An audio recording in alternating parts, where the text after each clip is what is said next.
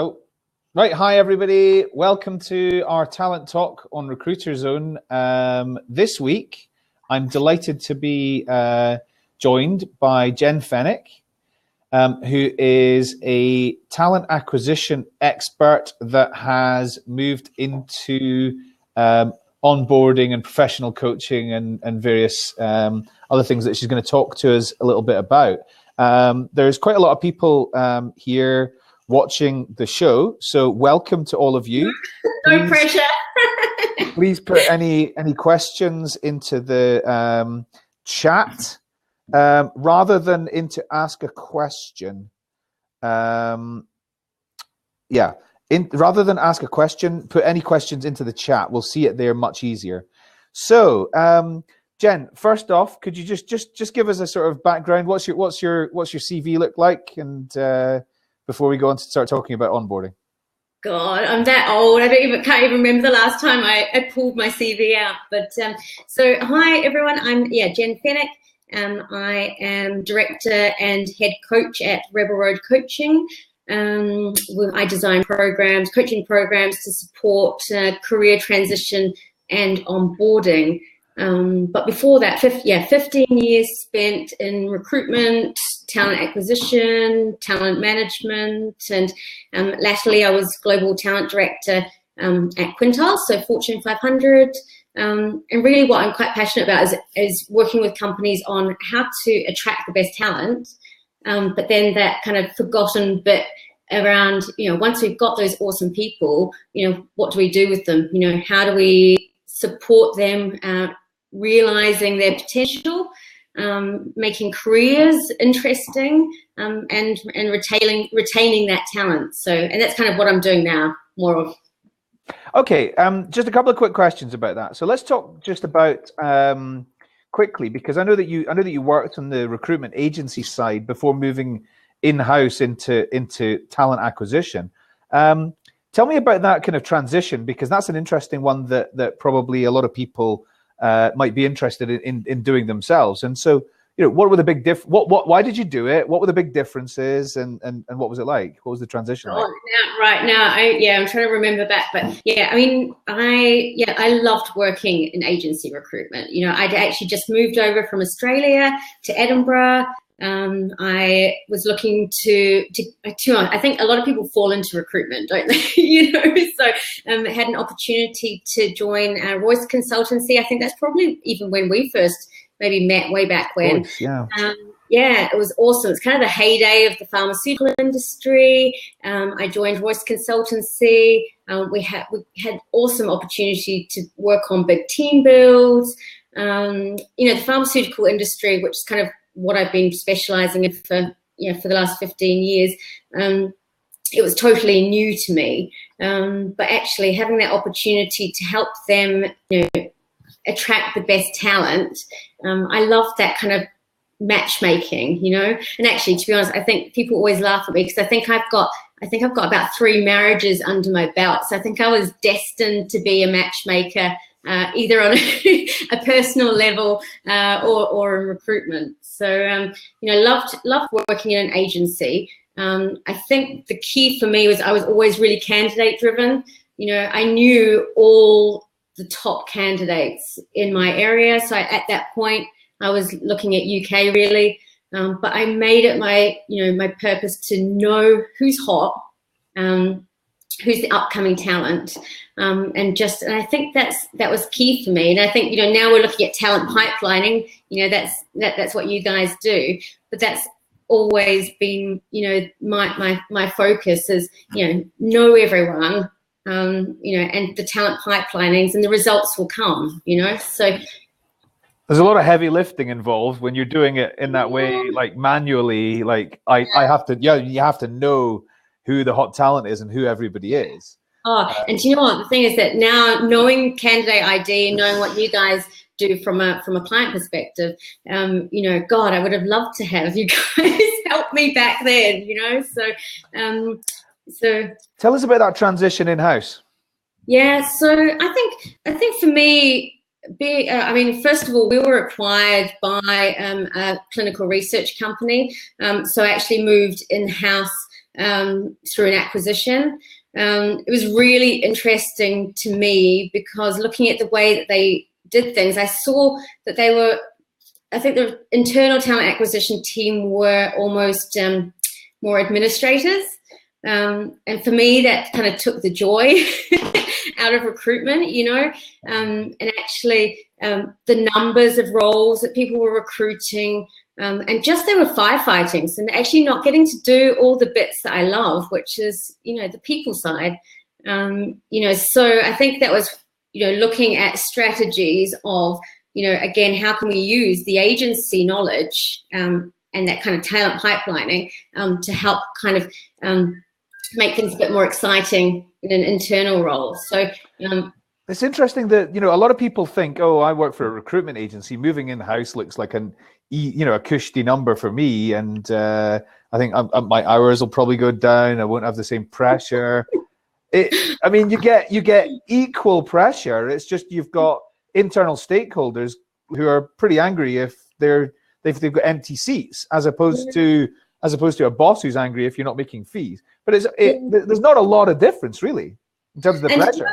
No, and I think that's it. I think what I found is actually, I've worked for a couple of huge companies, GSK, 100,000 people, Quintiles, we've got 40,000, and, the number of roles and the pressure on, internal recruiters is heavy, But again, like I say, often the joy of why you want to recruit and, being a connector of people, and for me, always finding out, what are people's career aspirations? What are their interests? What are their motivations? Like that, I've always been interested in that. Yeah. But actually, when you're just firefighting and you're pushing CVs and organizing interviews, that just takes the joy out of doing what you do. And I think you're seeing a lot more internal or recruiter burnout. Because they're not getting the same enjoyment out of the role. So tell us about the move from. I think I know the answer to this because you're obviously very people focused, and you're very focused on people's career aspirations and what they want to achieve and individuals. Tell us about the move from talent acquisition to into talent management. What's involved? What's the difference in the job? And and tell us a bit about that move, because that's another interesting one. Yeah, so I actually first started doing the kind of moving into talent management at Quintiles. So I was brought into the global talent team to kind of shake things up and try and look at doing things a bit differently. We had a whole new kind of business unit, which is really exciting for me to actually come on board, head up the talent acquisition global team, a new offering, a really specialist group of people that we're trying to recruit. They're like hen's teeth. So they wanted to look at, how do we, first of all, actually become an employer of choice for these people? But we can't let them go. It's so competitive. One medical affairs person could be offered 7 jobs. It's just, so it's like, how do we hook them, bring them in, but then what are we going to do with them? Because we really can't be going through this all over again. So, so it was kind of, my role was, looking at the talent attraction strategy, but then how do we support career paths? So for me, it's, a natural transition of, we spent so much time and money, my team spent so much time finding these people, the thought that we might lose them, within 12 months to a competitor just pained me. So, being able to look at how do we build those career paths. Do you think that move has been, do you think that's your interest in doing that has been part of your own sort of personal growth and your own career growth? And, as your interests have become more about that? Yeah, and actually I'm a coach now. My business is a lot about coaching, but I actually started my interest in coaching started probably a long time ago. So probably about 20 years ago. I started as a sports coach at school. Bless it, my sister was probably my first coaching client. On the netball court. I'm not sure she would give me a testimonial, but so I was always really interested in how do you help someone recognize and realize their own potential? And then at university, I did HR and organisational psychology. So again, you know, how do we work with people to, you know, to become more confident, to drive forward their own careers? And I think that's what I've taken in my own career. Is I've never kind of waited for someone to kind of tap me on the shoulder and, you know, and say, right, this is where you're going next. I've always kind of really connected with what I wanted and then made it happen. So, and I think it's about supporting people doing that, you know, and how people have so much more power to drive forward their own careers than they give themselves credit for. So, and I think that's all to do with,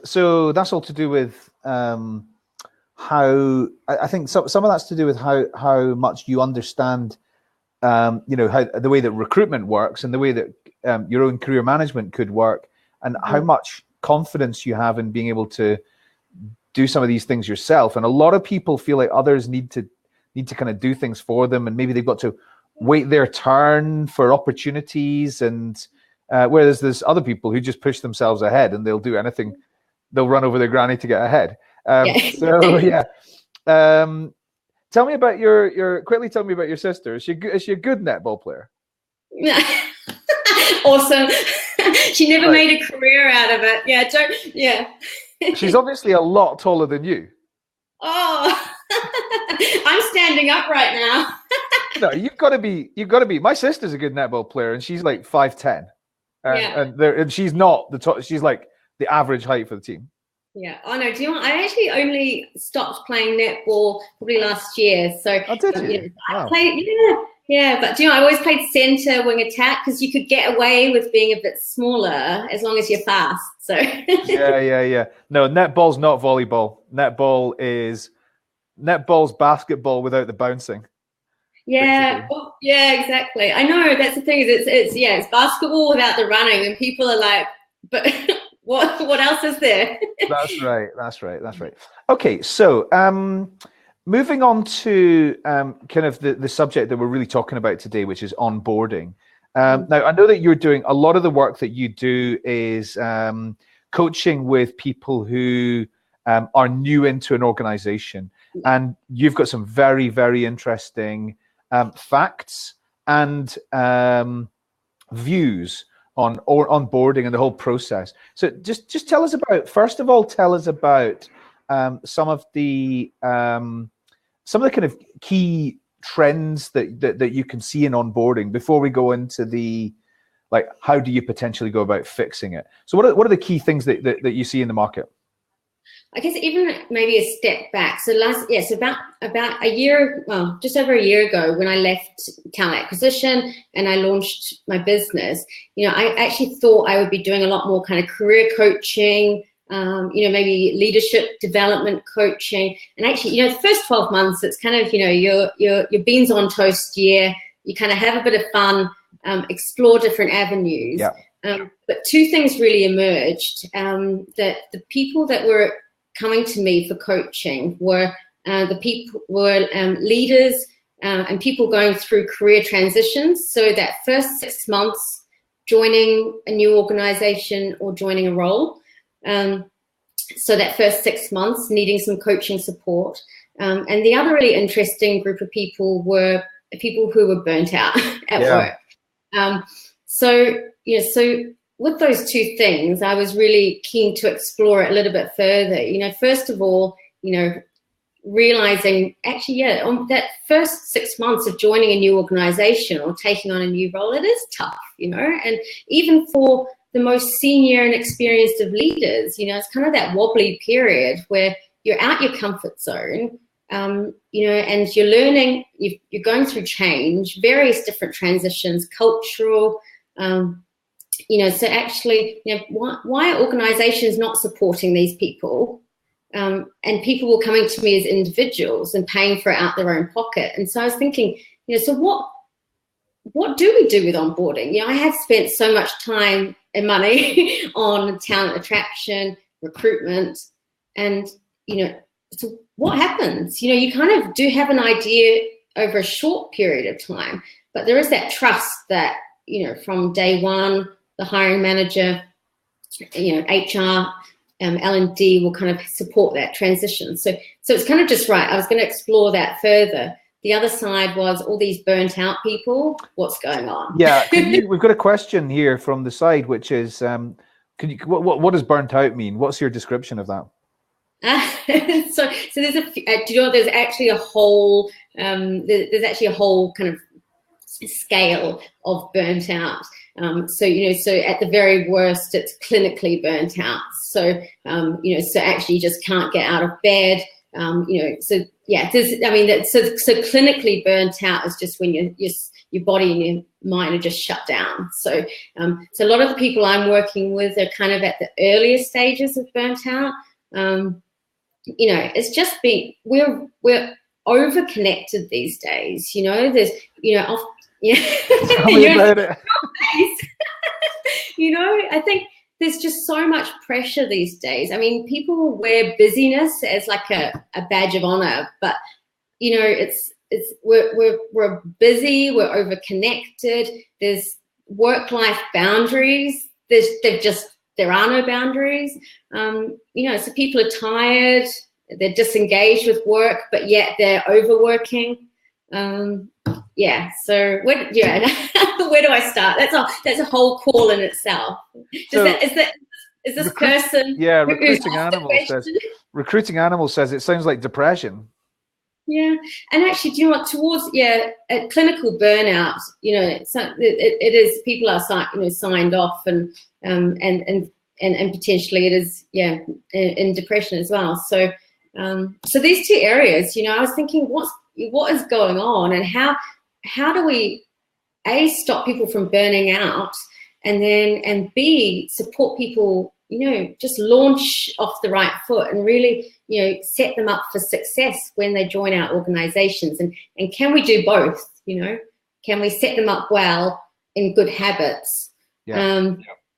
So that they're performing, they're engaged, they're bought in, and and they're having a life outside work and not burning out. Okay, so what are the kind of main common sort of reasons why people are going to be burnt out and disengaged and all that kind of thing? Yeah, so I think at the moment what I'm seeing is email. So I think it's for you, the common trait is they all work in the pharmaceutical industry. Yeah, I know, but do you know what? It's actually it's like a global crisis. Honestly, it's just the more I explored, the more I was kind of thinking we've got some serious problems, and actually, it was really, I just put one post on LinkedIn about a year ago about, learning to set boundaries and saying no. And it just went crazy. I think within like 12 hours, I'd had, 20,000 people. I had messages from people all around the world just saying, I've burnt out, I'm recovering from burnout. This is me. And I just from one simple post on LinkedIn, I thought, and there's really something in this. So. Yeah, absolutely. Just this quick slight change of direction for a second, because now you mentioned LinkedIn. I mean, you get a lot of interaction with your with your content on LinkedIn and your discussions and things like that. Have you got a particular sort of strategy? Do you just do it? Because what you do works. You get a lot of people interacting with you. Yeah, do you know what I think it's just about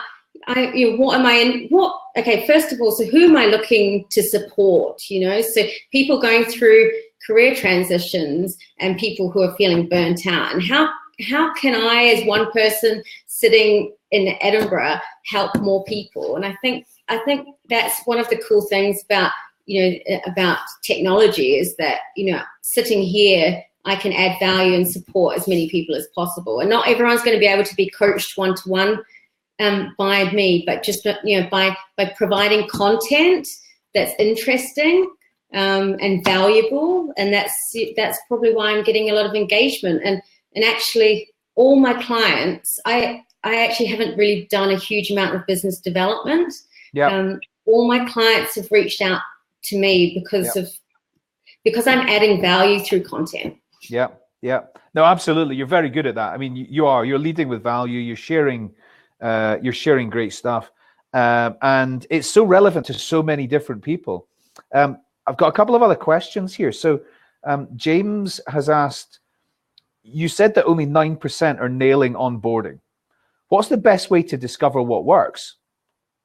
Yeah, I think, there's so many different organizations doing different things. And I think it doesn't have to be complicated, and you don't have to spend loads of money. And I think that's what people first of all think, is that, we're going to have huge investment. But when it comes down to it, I think it's about, thinking like a marketer, so it's about, and thinking of your new employees as customers, and how are you going to engage them quickly and support them on key areas like socialization, so connecting with the team, looking at how do we engage them and get them bought into your culture, and then how do you support their learning. So I think there's kind of three key things. It's around culture, the socialization, and then around learning.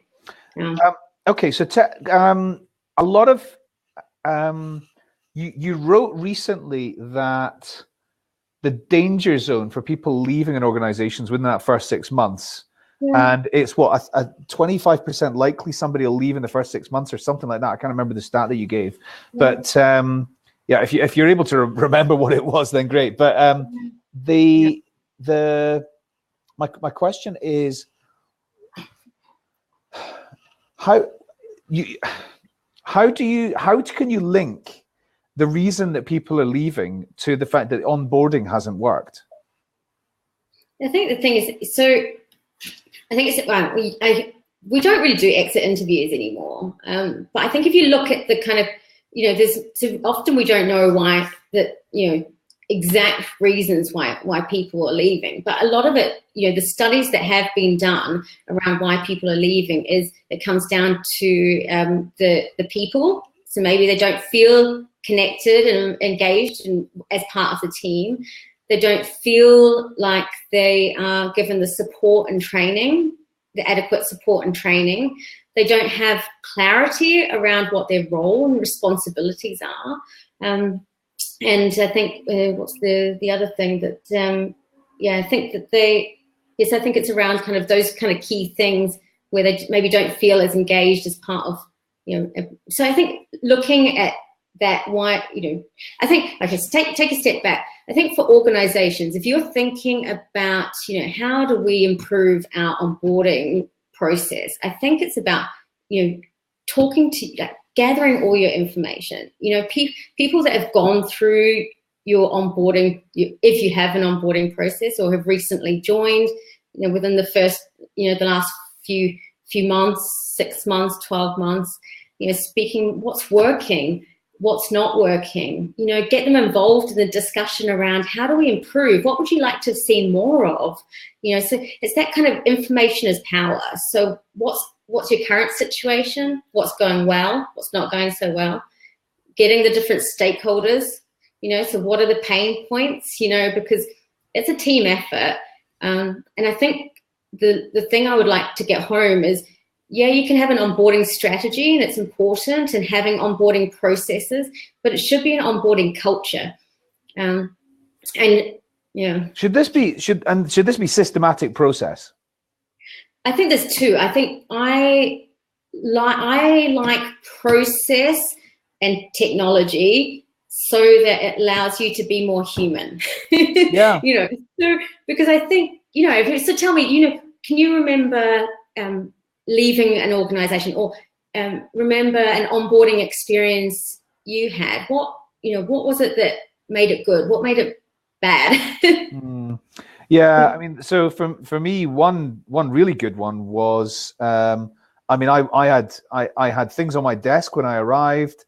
I had basically I had a week of meetings already arranged for me with different people, as well as the opportunity to meet other people who had just joined.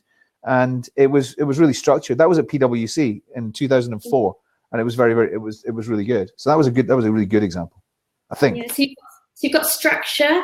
You kind of got something a little bit different. So they kind of, a few nice gifts, but it's the people.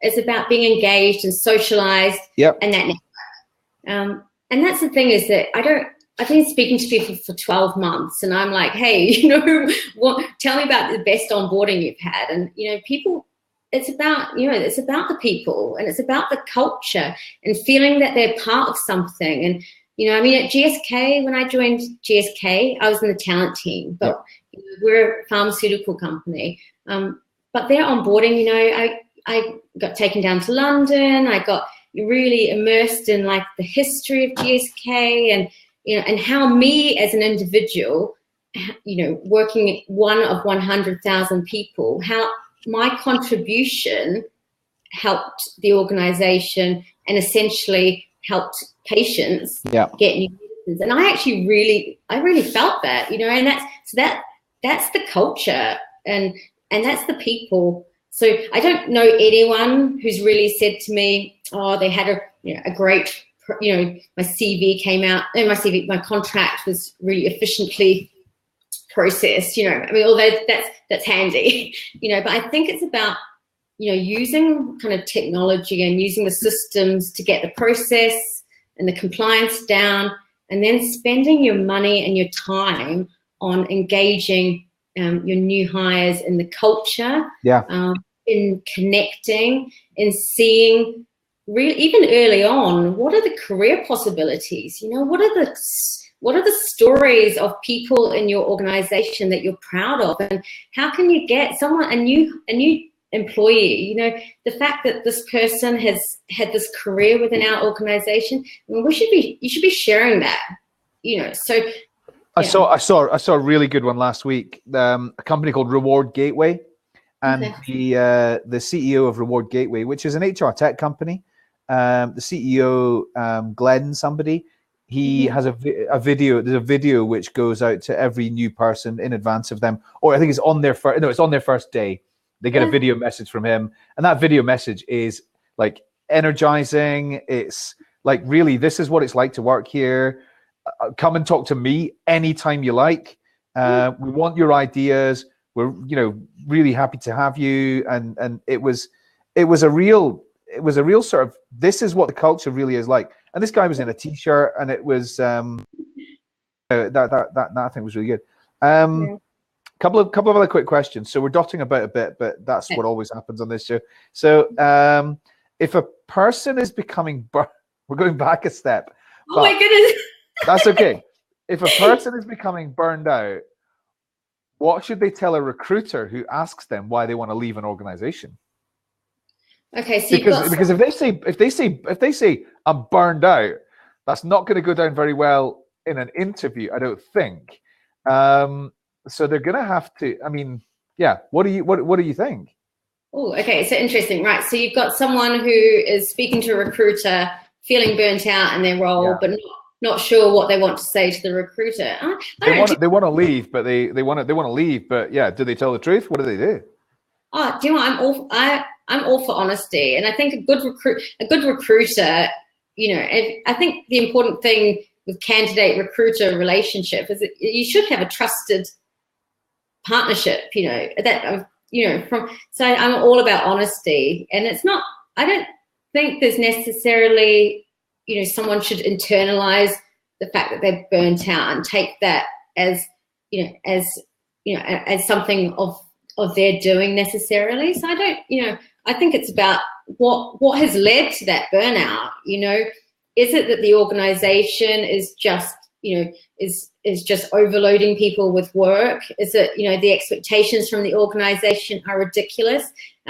Or is it that individual doesn't know how to set work-life boundaries? So I think, if it's the company that's burning people out and there's a real problem of employee churn, then I don't see that there's a problem in having that open discussion with your recruiter. However, I guess, are we talking internal or agency? Well, I mean, that's the thing. That's what I was about to say. Now, if I'm working at I don't know, Roche, and I'm going for an interview at IQVIA, I doubt I'm gonna say, yeah, I'm here, I'm interested in working at IQVIA because I feel burnt out at Roche. Yeah. No, you're not going to have that. Right. So that's right. I don't think it's about how do you put a positive spin on it? Yeah, fair enough. No, and I definitely agree. I think it's, but actually, is it that you're looking? So how do you put a positive spin on that? And what does that mean? If that is why you're leaving an organization, or what are you then looking for? So are you looking for a role? So you kind of bring the conversation back around to what are you looking for? So sure, okay, yeah, I'm feeling a bit burnt out. However, this is with the recruiter. What I'm looking for is a role with a bit of flexibility in role. A bit of work-life balance, so it's, of course, putting that positive spin on what do you want. Yeah, no, I absolutely agree. I think if I think something like I read a statistic that said something like 30% of people move jobs because they don't like their boss, their existing boss. Now, some of that might be their bosses, making them feel burnt out. Some of it might be they just don't like the person's attitude or whatever it is. But you can't really, that's just another example of, you can't really just turn up for an interview and say, well, I don't like my boss. You really have to amplify the positives. Question from Malgorzata, which is, why don't companies do exit interviews anymore? I mean, some still do, obviously, but it seems to be less common than it was. Why is that? I would love to know that. I'm not sure. I actually don't.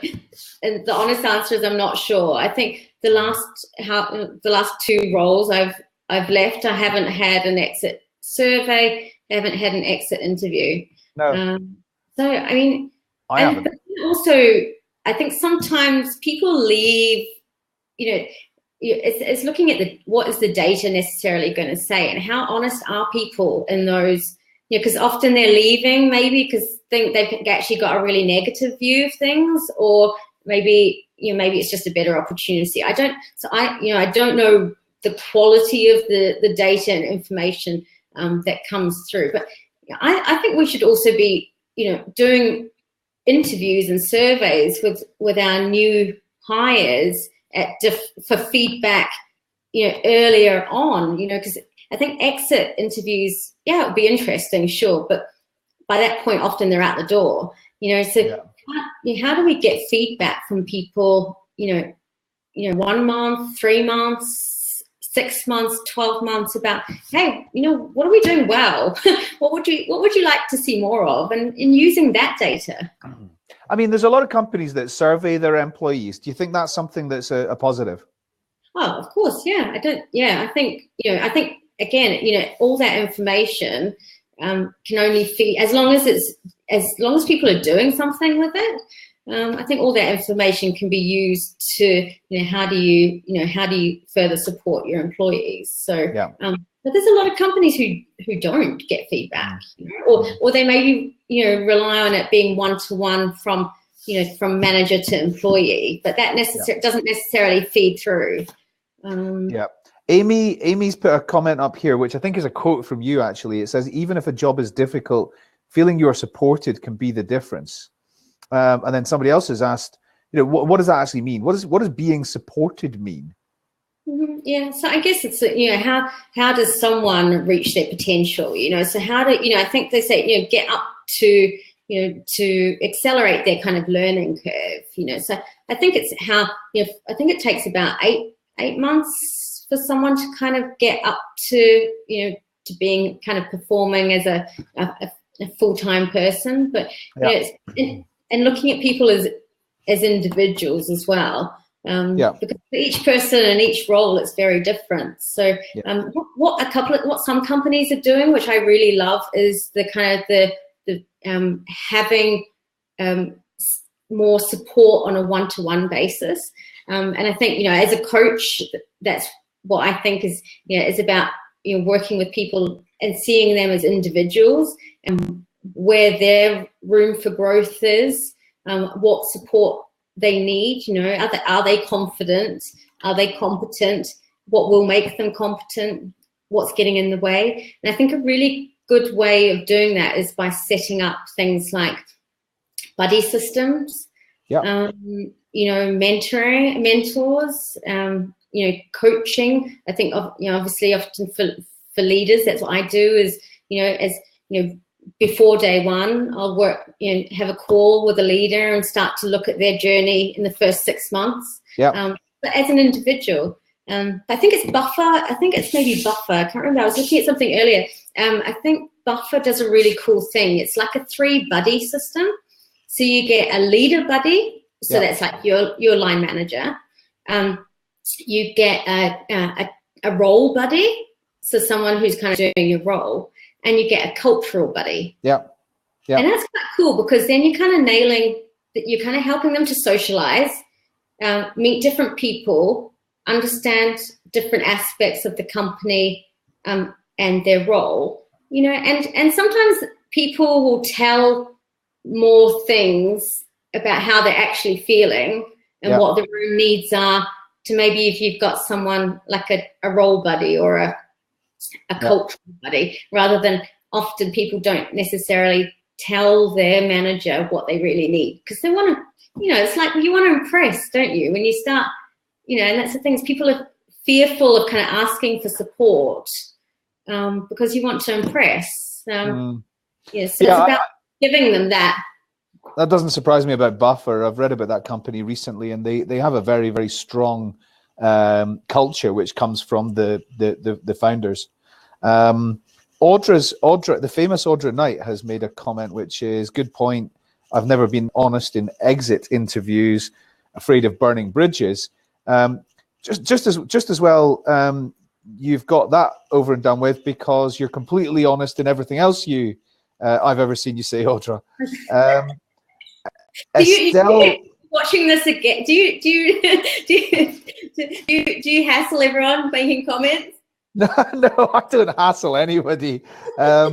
Estelle has said, I think if you're leaving because you're burnt out, then before you can really explain to anyone what that means, you need to understand why you're burnt out. If you have the answer to that, you can be honest about it. And if that is something you want to share with a new employer, fair enough. I think that's a good point. Claire's asked a question: is there any evidence between a strong onboarding process and retention? I'm actually swimming in data. I think the onboarding and retention, I think they said it's about between 60% more like. So if you've got an engaging kind of structured onboarding program, you're about 60% more likely to retain that person for 3 years and beyond. I mean, the question about there's a question about retention as being as whether or not that's an important thing to be measuring anyway, because there's some companies that don't think it's a particularly important metric. I don't know. I think, and actually it depends on your industry, it depends on what your company does. Now we're seeing there's however many 180 million freelancers and this kind of gig economy. So sure, retention, maybe you've got people who come in and they do 6-month turnaround. So I get it's company by company, but I think what you're seeing is senior execs the world over are saying that the kind of key things that they really want to be driving forward are things like culture. Culture is massive. So making sure you've got you've got a strong culture. Looking at retention. What's the other one? So engagement, culture, and retention are kind of the key 3 things. Talent Talk Hall of Famer Elizabeth Lemke has said that the CEB has some good stats on onboarding and engagement / retention. Time to performance and discretionary effort improvements. Okay, interesting. My friend Pirette has asked, do you use some specific motivators for people to take on that mentor or buddy role? So, do you know what? A lot of motivators to get people to do that. And this is what's the benefit? What's in it for them? Yeah, and you know, this is the thing. This is actually a big challenge for a lot of companies, because you know people don't have time to do their jobs. You know, so it's this, you know, everybody's busy, and this is actually, you know, companies like Google, for example, you know, they front end investment. So you know, so they're heavy on time investment in time and money on recruitment and onboarding. And they, you know, they prioritize that so heavily that they'll give space to hiring managers, mentors. You know, they'll give them the support, because it's seen as such an important thing that you take your new employees and you really support them over the first 12 months, that actually they will make sure that you have time and space to actually do that. You know, actually, interestingly, at GSK, we implemented a coaching culture. So, you know, throughout the organization, for people who were interested in becoming a coach internally, that actually, you know, we trained through the ICF, the International Coaching Federation, but actually there was part of your role and time allocation was then dedicated to coaching other employees. So you can do it, but I think this is the whole thing around onboarding being something that needs to run through an organization. It's not just about, you know, a process or, you know, a strategy. It's like, it's so important, you know, like you're attracting these people, you know, we should be, you know, launching your new hires off on the right foot and continuing to support your employees, you know, and then, you know, and I think it's getting the organization engaged on, you know, the roles that we all can play in that. So, you know, whether that's having standing at the coffee machine and you realize that someone's new and people triggering, you know, so make an introduction, you know, because, you know. Yeah, Amy's just made a good point, which is coaching another employee can also be satisfying for the one providing the support if done properly. And I've got to be honest, I mean, I've never done it in a structured way, like as part of a program, but I have certainly done it. And I've got to be honest, when I've done it, I have found that I have actually understood a bit more about myself through the other person, you know, looking at the world through the other person's eyes. Totally, yeah. So, and I think, you know, there's a bit, you know, I think we talk, a lot of people is trying to make roles a bit more interesting and meaty in organizations. And, you know, I've worked, you know, in organizations where we've really struggled to offer career opportunities, you know, so we've got a lot of people sitting at a particular level in an organization, and obviously there's not the same number of leadership roles available. But to kind of retain talent, you know, how do we put a bit more meat on the bone for their roles, you know? So you've maybe got some awesome talent sitting there and, you know, you're waiting for someone to, you know, to retire or to leave before you can maybe progress them. But how do we, you know, so things like having someone being a mentor or maybe, you know, setting up so that you've got an internal coaching team, you know, that can add in, you know, more meat on the bone to people who are, you know, still, you know, shit hot in their role, but, you know, they maybe just don't have the opportunities to progress. So, you know. Yeah. What do you think about the concept of, can't remember the term, but basically upwards coaching? So coaching like from early career professionals up to, you know, upwards to senior people. I mean, especially it happens around technology, doesn't it? And yeah. What do you think about this as an idea? Oh, do you know, I because I, you know, obviously as a coach, you know, I coach people who are execs who I've never been an exec, you know, sure, I made it to a certain level, but I think it's the power of a conversation And that doesn't need to be exec to exec, or, someone more junior being coached by someone more senior, because I think it's about challenging each other. Yeah. And, I can challenge an exec, even though I've never been an exec. And I think the awesome thing about coaching, and this is where it comes back to kind of supporting people in preventing burnout and looking at well-being, is that it's that headspace, so it's taking people away from the day-to-day stress and the 20 million emails and the work and people asking different questions. And it's providing that kind of safe space and looking at what's going on for that person at the moment, what's kind of coming up, what are the challenges that they're facing, what's playing on their mind, and then challenging them in a space, this kind of protected headspace, to come up with the answers. And you don't need to be, more senior to be able to challenge someone. So I love it. Yeah. So the famous Audra Knight has said that coaching up is great for social media and new technologies. Oh my goodness, And also the famous Audra Knight has said she's going to change her LinkedIn heading to say the famous Audra Knight, but you also need to say the famous Audra Knight, formerly known as Audie. It's a joke in the side panel. Anyway, can Jenn expand on the? Okay, so this is going right back to the start, I think. Can Jenn expand on the negative role of email? Where do I start? So I think last year, I'm coaching quite a few senior leaders who are feeling burnt out.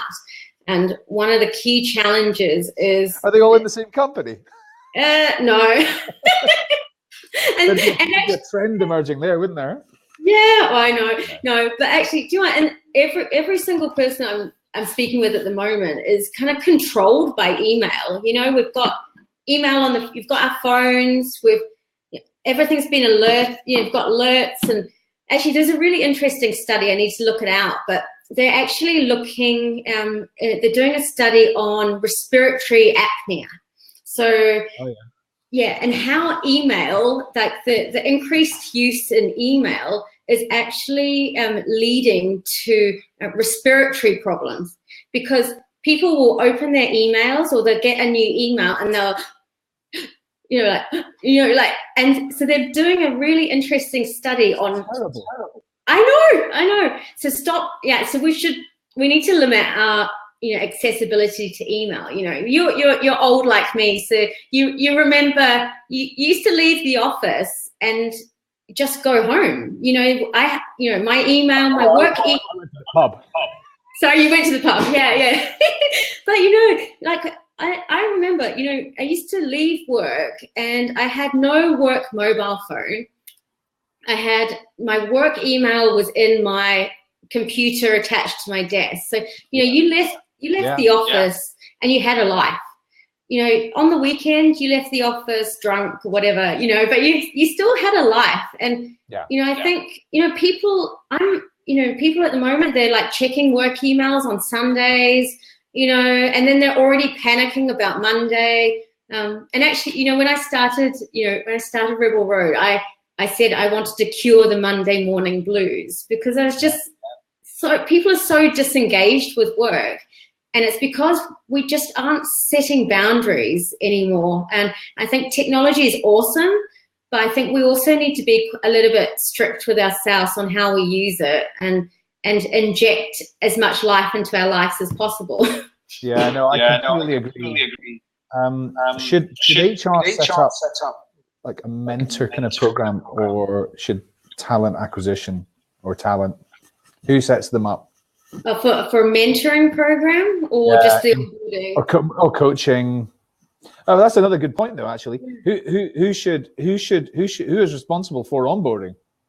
Yeah, and it's a really, really good point. And it depends on your organization and the size of your organization. So, what I say to people is, when you're starting, when you're thinking our onboarding has room for improvement or is a bit broken, you need to just sit down and think, right, so, what resource do we have, and who is involved?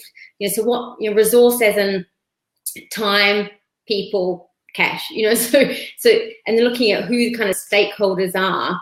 But it actually needs to start.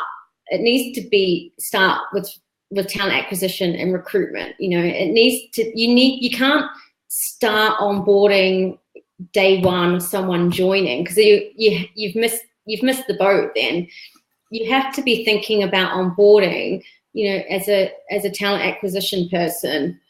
So when the person's agreed to the job offer, start it then. Because I was speaking to someone last week, and she's an agency recruiter. She has two really awesome managers going into a very well-known company. And they've almost both left and stepped away and not joined the organization, because this is what we're talking about, that recruitment's like being romanced. And then all of a sudden you've been romanced and enticed, and then it just drops off a cliff, so they say recruitment's like being romanced, and employment's like a bad marriage. It needs to start early. So, but instead of the 7 year itch, it's the 7 week itch, perhaps. Yeah.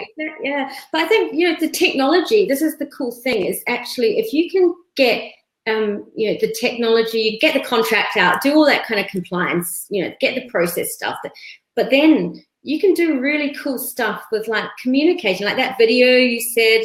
The CEO sent a video saying, "Hey, welcome." That doesn't have to go out on day one.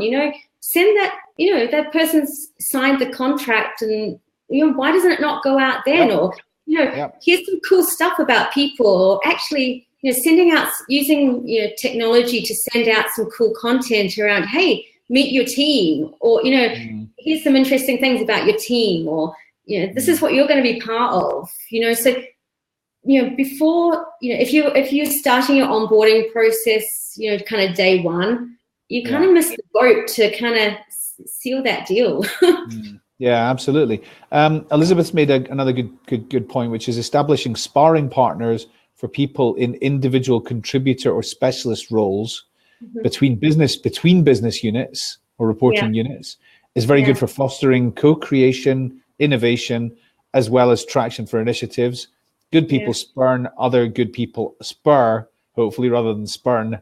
Good people spur other good people on. It's a cheap and big win for expertise development. Definitely, and I love that.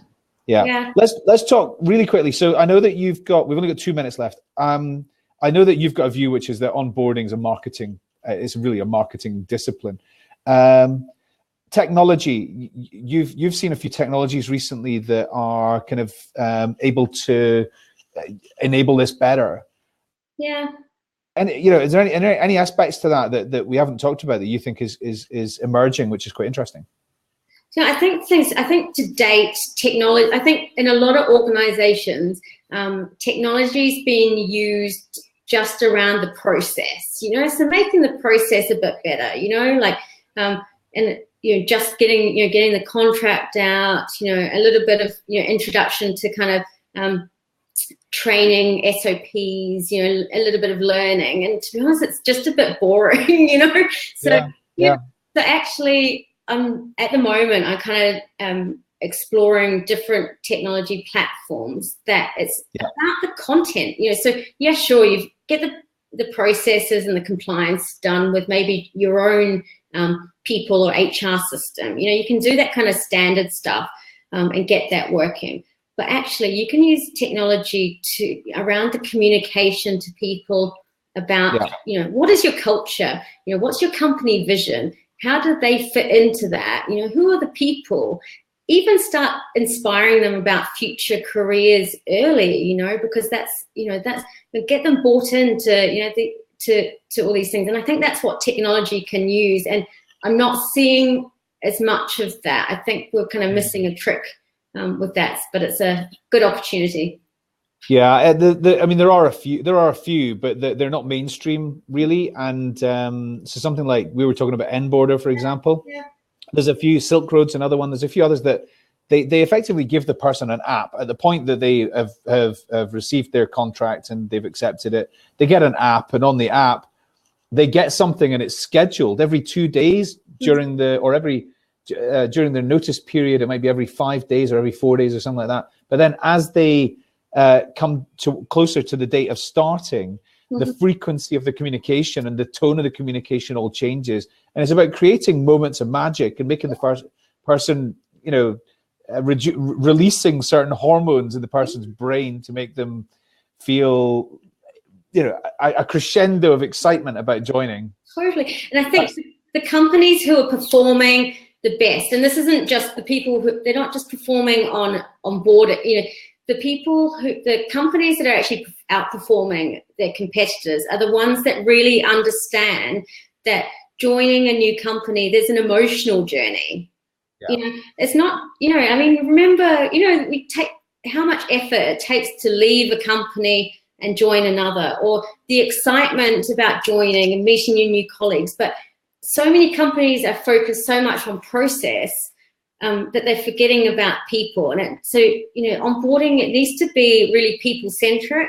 And what are we driven by? It's that emotional, you know, the excitement of joining, you know, who are we going to meet? What are our possibilities? You know, so it's tapping into that and putting timely content that just keeps hooking them and, you know, and appeals to that emotional journey.